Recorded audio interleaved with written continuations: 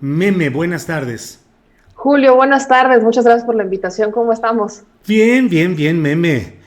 Como todos en este ambiente, tecleando, hablando, moviéndonos y tratando de entender qué pasa con tanta noticia. Mira, hoy es Jueves Santo, y estamos metidos en todos estos temas. Meme, la discusión es sobre artículo 19, si funciona o no funciona. Hay señalamientos de que su cobertura y su defensa de casos periodísticos críticos es una cobertura selectiva. ¿Tú qué opinas? ¿Cuál es tu testimonio, tu punto de vista, meme? Justamente ese es el tema. Creo que, por supuesto, artículo 19 ha servido. Hay testimonios, hay evidencia de que ha servido, pero creo que ha sido selectivo. Ha sido selectivo. Te lo menciono porque no soy la única. Hay otros, retomo a un Jesús Lemus que le ocurrió similar. En mi caso, fue en 2019. En 2019 yo fui a la fiscalía en 2 ocasiones porque hubo con una semana de diferencia distintos atentados, así vamos a llamarle. El primero fue en mi domicilio particular, en donde encañonaron a mi mamá y se robaron puros artículos personales, cosas que no tenían valor. Fue un robo bastante extraño. 8 días después exactamente entran al lugar donde yo trabajaba y ahí sí hacen un robo mucho más grande.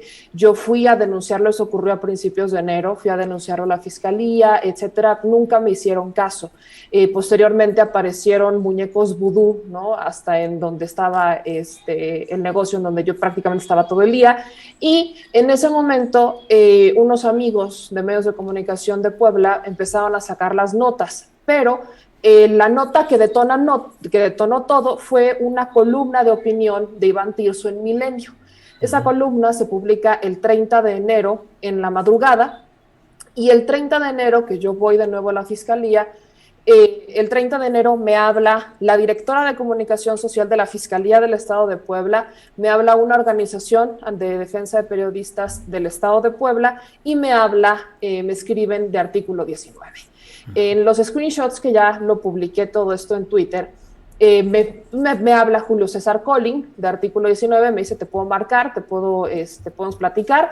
Yo estaba en ese momento en la fiscalía porque a raíz de la nota o de la columna de Milenio, pues voy de nuevo a la fiscalía, ampliamos la declaración, etcétera. Salgo de la fiscalía a la 1 y hablo con Julio César Colín. Él me preguntó todo, ¿no? ¿Qué estaba yo haciendo en ese momento? ¿Qué investigaciones periodísticas llevaba yo en ese momento? Si yo había tenido una amenaza previa o no, etcétera. Y terminamos la llamada media hora. Fue lo que duró. A las 2 y cachito ya habíamos terminado de hablar.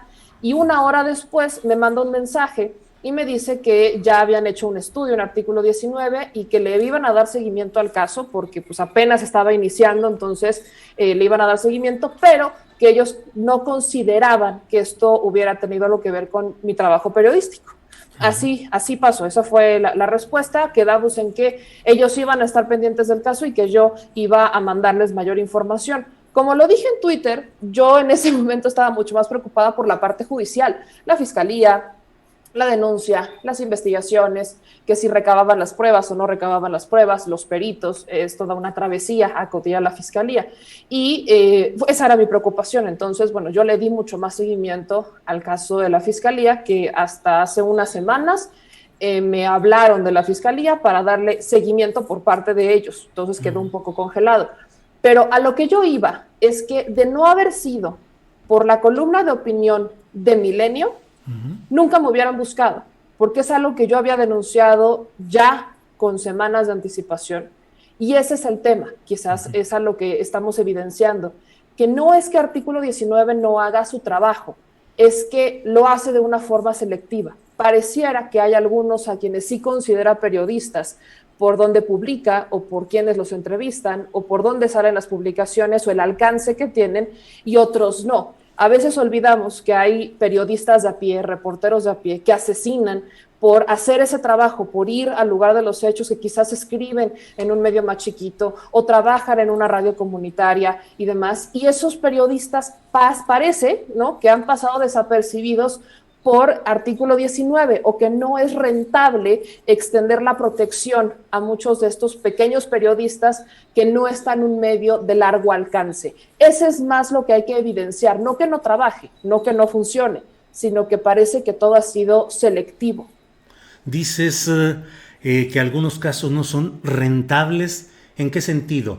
He escuchado comentarios de quienes dicen que Artículo 19, como algunas organizaciones que viven del apoyo de fundaciones o de ingresos del extranjero, necesitan mantener viva y activa con casos rentables su presencia para mantener el flujo económico que les permite continuar.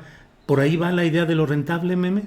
Sí, de hecho por ahí va. Obviamente ellos tienen un financiamiento como muchas otras organizaciones que no solamente es de Estados Unidos, sino que vaya, viene de fundaciones, que viene también de otros países, aportaciones que se van haciendo y al menos eso es lo que dan a entender, ¿no? Por ejemplo, en sus estudios, incluso en sus análisis, por supuesto que tenemos la cifra de que al menos México es uno de los países más peligrosos para ejercer el periodismo. Eso nos queda perfectamente claro, nadie lo puede dudar ni podemos tapar el sol con un dedo.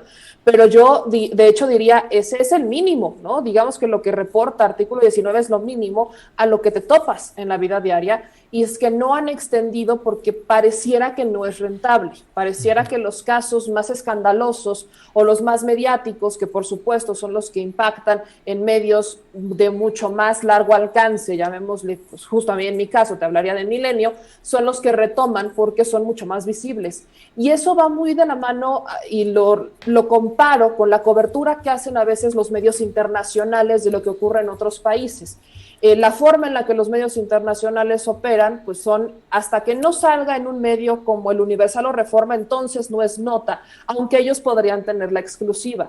Entonces justamente lo pongo en esa balanza. Pareciera que para justificar que hay la amenaza a un periodista, la asociación o la organización tiene que justificar que el periodista tiene una trayectoria o que ha participado en alguno de estos medios, y así es como logran justificar financieramente que el recurso se está yendo a alguien que está en peligro, cuando hay muchos otros que quizás no están en esa cobertura, que pues también han estado en esa situación y que no han sido tomados en cuenta.